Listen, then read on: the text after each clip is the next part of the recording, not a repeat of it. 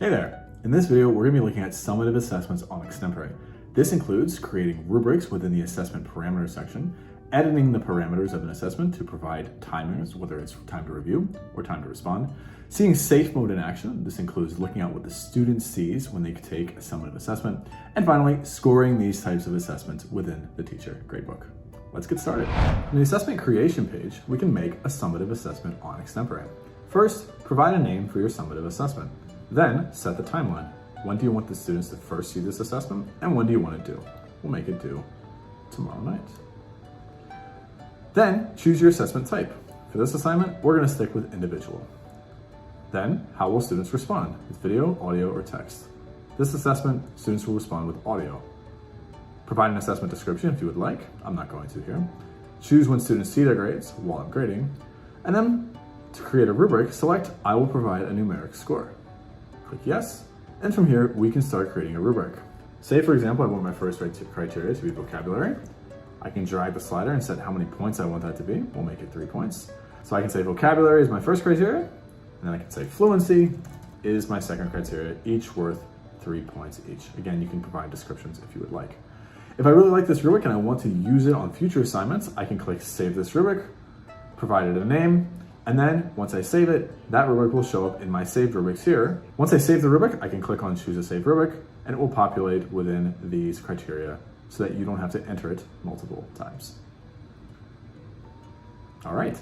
Now that I'm creating a summative assessment, remember, I want to use timers within this assessment. So each question will be against these timers. Limit time to review, I'm going to give my student 20 seconds, 30 seconds to prepare a response. When the review timer ends, the question prompt should be, I'm going to keep it visible for the student to see. Limit time to respond, yes, I want my student to have 30 seconds to respond to this prompt. And a minimum response time in seconds, I'm going to say you have to speak for at least 5 seconds of time.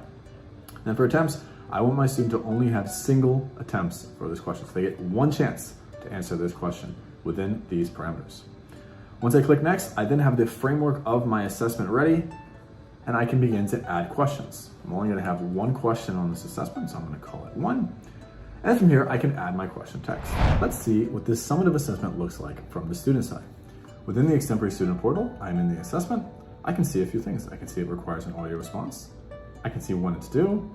I can see the timing parameters, and I can also see the grading, the rubric that will be added for this assessment. If I click into the question, I can then begin.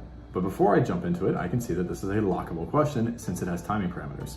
Time to review, 30 seconds. Time to respond, 30 seconds. And a minimum response time of 5 seconds. In red font, it says, this question will only allow a single attempt. Would you like to start now? Yes, I would. I'm going to jump in.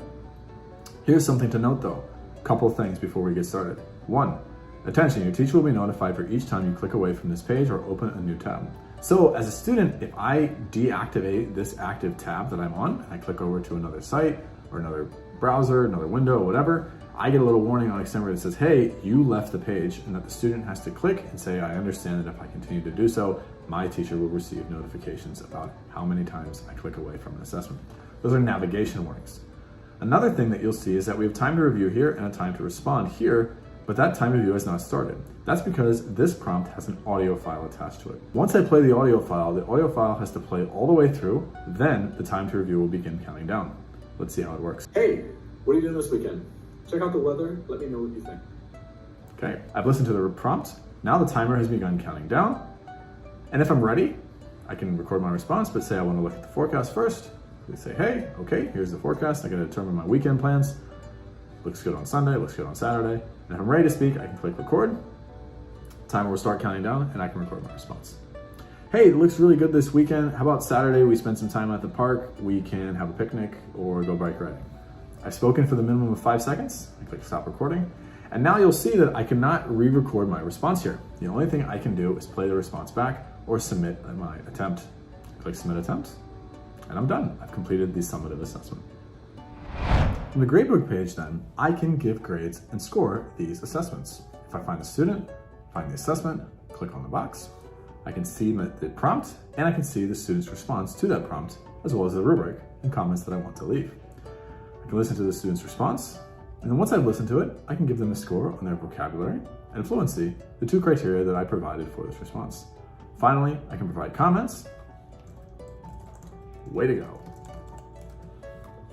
Submit the comments, and submit the feedback as well, and begin and move on to the next student. Just like that, I've created a summative response on Extempore.